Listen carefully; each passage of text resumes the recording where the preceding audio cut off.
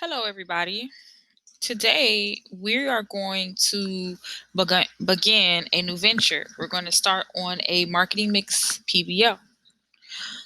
But before we begin, I do have quite a few announcements that I want to go over that I think that is very important. So just sit back, relax, and let's get started. So as you know, school has started back face to face, and we are in session from 7:20 to 2:20 every day. Um, Please adhere to the changes. There is 8 minute passing, and your period 5 and period 6 lunches. There's 3 lunches. You get 30 minutes for lunch. Now, one of the big differences when you leave your third or fourth period, you do not go directly to lunch. You come to class first, and then you will be directed. They will announce when your class can go to lunch. Okay, so keep that in mind. For my class, my fifth and my sixth period, lunch will be second lunch. So if I have you fifth period, you'll go to lunch second lunch. If I have you sixth period, you'll go to lunch second lunch. But make sure you pay attention to what period you have, what class you have, so that you know which lunch you will attend. And this is found in your Microsoft Teams posts. Now, as I stated in last class, you'll be able to go online in your student portal to your online student payment and pay your class dues of $15. This is mandatory. If you don't pay your dues by January 8th, I will put an obligation on you. This is how I'm able to buy the different materials so that you guys can create and do things in the class. So please make sure starting October 12th, you pay your $15 class dues. That's for AP and marketing students. So last class, you guys learned about products, price, promotion, and place. With this class, we're going to go into a more in-depth conversation about that, but you're also going to learn the additional 3 Ps, which is people, physical evidence, and process, okay? You're going to be able to identify the marketing mix concepts, and then you're going to create a marketing mix presentation. So you will be able to identify and understand the importance of a marketing mix strategy in the areas that combine and guide marketing plans to be of a successful small business, commonly known as the 4 Ps and the 5 Ps, but more recently has upgraded to 7 Ps. You're going to learn about all of that today. You're also going to learn how a business chooses to combine these elements to define the marketing mix. So we're going to be doing a sports drink activity, so I want you to pay close attention to Gatorade. Now, for the opening activity, you're going to open up Microsoft Office, Word, and you're going to research and answer these 3 questions. You're going to go to Google and you're going to find out, why does Gatorade have so many products? Are they all the same customer? And why do you think that they sell for the same price? If not, why not? You have the Gatorade Primal 1 here, the Gatorade Tiger Focus, the G2 Low Calorie, the G2 Low Calorie Powder Pack, and then you have the regular Gatorade. So I want you to pause this video and go to Google and answer all 3 questions. Once you are done answering all 3 questions, if you are physical, I am going to ask you to share your responses. If you're MSO, you simply will save your work and put it into your marketing folder online in your OneDrive, and I'll go in and I'll read it. So go ahead and pause the video now and start on your research. All right, so welcome back. So I hope that you learned a lot from that mini activity, because you're going to be doing that in groups. What is marketing? Well, marketing is putting the right product in the right place at the right time. At the right price at the right time. This is a strategy that you need to always remember. Putting the right product in the right place at the right price at the right time. Got it? Make sure you remember that. You're going to need that for your project. So let's quick review what a target market is. You've learned this, you know this. A target market is a specific group of customers that a company would direct its products and service to. You need to make sure you can tell what the age, the gender, the economic status is to define the target markets. So let's watch a quick video that's going to explain to you more thoroughly with examples what the 7 P's are. Pay attention because this is what your project is going to be on. In this video, I'm going to talk about the 7 P's of the marketing, using them in your marketing strategy. I'm Stevie Langford from Hurry, the platform that makes targeting users easier through automated market segmentation.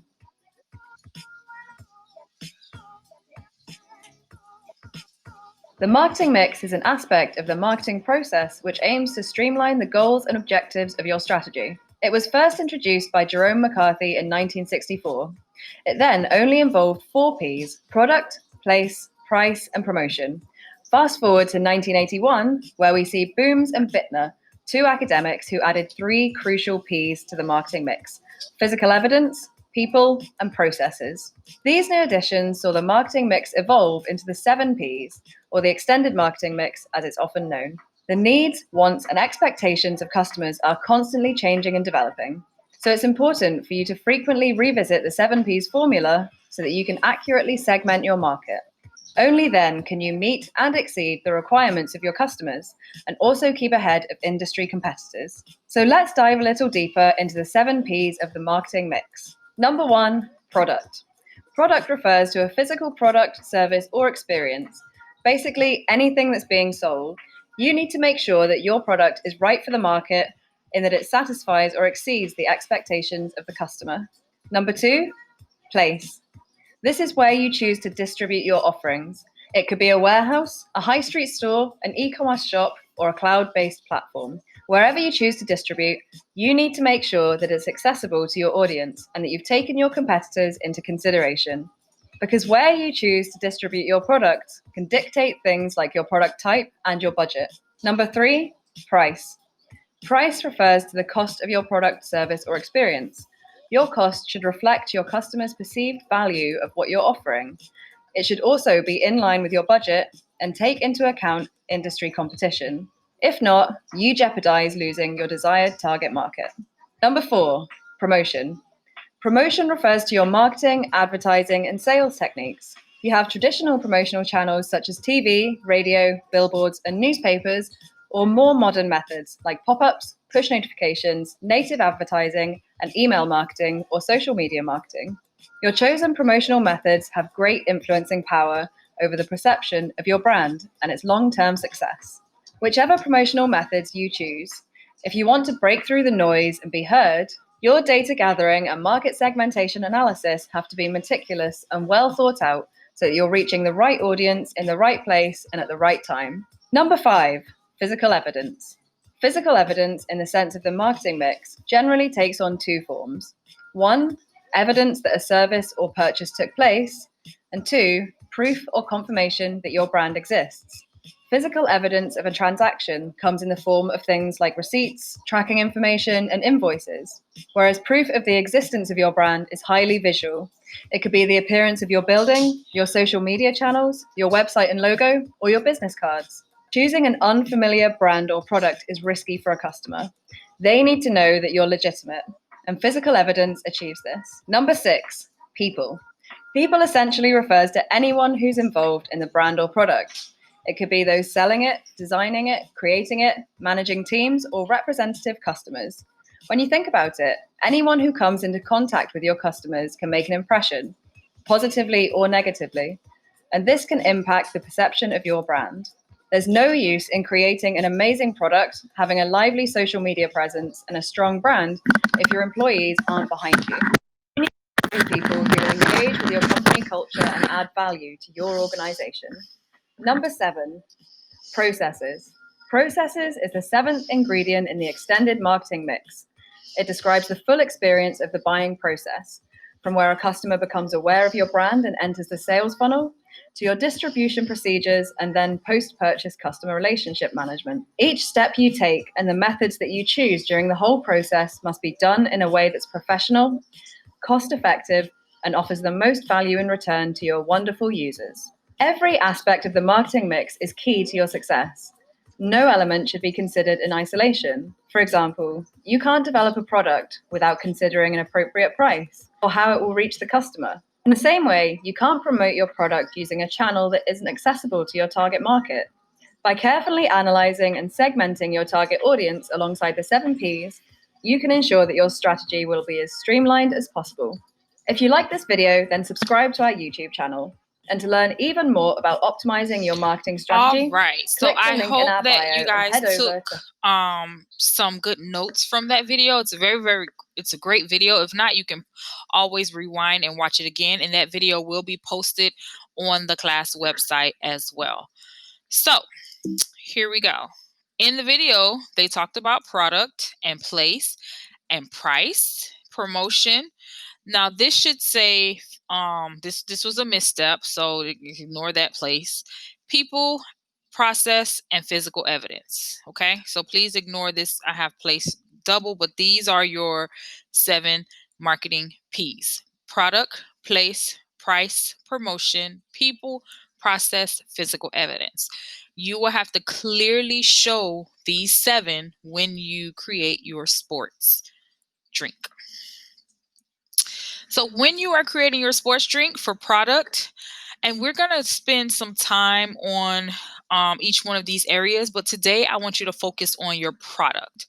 What is going to be the product? How will it satisfy your customer needs? How is it going to be packaged? What is the brand name? What is the image you want the product to be for this project? Okay. So that's what you and your group will need to definitely be able to answer by the end of class today. Next class, we're going to focus on where will your product be sold. Specialty stores, mass merchandisers, department stores. Start researching and figuring this information out, because you're going to have a products document that you need to fill out, and then you can adjust it at any moment, but I'll talk more about that in a second. The following class, we're going to talk about supply and demand. By that time, you will have been instructed to go out into your community and see how much your product would cost in the stores, or your competitor's product would cost, so that you can come up with a competitive price. Make sure that you have to understand, is there prestige and ownership that will make the customer want to pay more? For instance, people will pay more for Apple products because Apple products have a significant label or just stigma about them. Okay, consider the customer and consider the customer and consumer. Who is going to be the customer? Who is going to be the consumer? Remember, last class you learned who a customer is. You learned who a consumer is. The customer is someone who purchases it. The consumer is someone who uses it. So you will need to be able to signify both in your project. What is the value to the buyer? You have to clearly be able to show how your sports drink will have value to your buyer. We're also in a future class, we're going to spend the day focusing on promotion. What media will you use to promote your product? How will you launch your product? What will be your promotional message? Now, whatever your promotional message is, or however you launch it, you will have to use Adobe Illustrator, or if you are 11th graders, and Adobe Photoshop if you are 10th graders. Okay.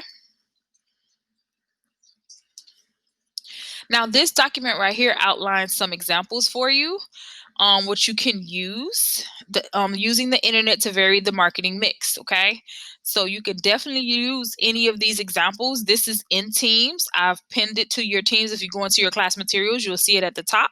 So utilize this for your project. Okay. Now, you are going to be creating a brand new sports drink.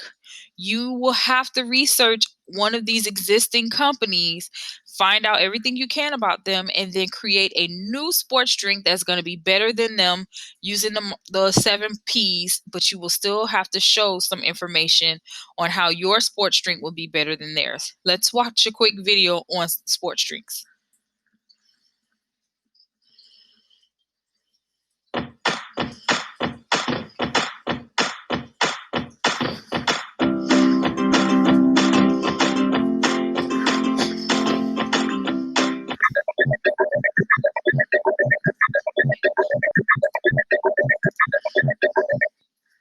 Sports drinks are beverages whose stated purpose is to help athletes replace water, electrolytes, and energy before and after training or competition, though their efficacy for that purpose has been questioned, particularly after exercise. Sports drinks can be split into three major types. Isotonic sport drinks contain similar concentrations of salt and sugar as in the human body. Hypertonic sport drinks contain a higher concentration of salt and sugar than the human body. Hypotonic sport drinks contain a lower concentration of salt and sugar than the human body. Most sports drinks are approximately isotonic, having between 4 and 5 heaped teaspoons of sugar per 5 ounce, 13 and 19 grams per 250 milliliters serving. Athletes actively training and competing lose water and electrolytes by sweating and expending energy. However, Robert Robergs, an exercise physiologist at the University of New Mexico who studied Gatorade, said that unless someone is exercising or sporting event for longer than 90 minutes, there is no reason to drink something with excess sugar and electrolytes. The Australian Institute of Sport states that excessive salt supplementation during exercise may lead to gastrointestinal problems or cause further impairment of fluid balance and may cause salt-induced cramps. Sodium in drinks might help to avoid hyponatremia, low sodium, but only after sustaining athletic activity for more than 4 hours. A sports drink containing sodium may be appropriate for recovery from intense and prolonged training or competition. A stated purpose of sports drinks, which provide many calories of energy from sugars, is to improve performance and endurance. In an analysis by Matthew Thompson and colleagues from the Oxford Centre for Evidence-Based Medicine, of 431 marketing claims of performance enhancement, most cited no evidence. 174 sources were cited for glyxosmithglycoside. Of them, Thompson found only 3 studies of high quality with a low risk of bias. The rigorous studies that did show improved endurance were of limited relevance to most people because the tests were on elite athletes. Thompson said that, for the vast majority of people, drinking such products could completely counteract exercising more, playing football more, going to the gym more. The drinks are marketed as soft drinks. In response to the Oxford analysis, a soft drinks industry spokesman claimed by helping people participating in sport to perform better and to recover more quickly, sports drinks can encourage people to exercise more. An effect of drinking sports drinks with carbohydrates without prolonged exercise is weight gain. A study presented at the Obesity Society's Obesity 2012 scientific meeting found people in their teens gained 3 pounds and 50 pence, 1.6 kilograms, over 2 years for every bottle of sports drink consumed per day. The leading author of the study, Allison Field of Harvard Medical School, said she was surprised to find that sports drinks have an even stronger relationship than sugared sodas with weight gain.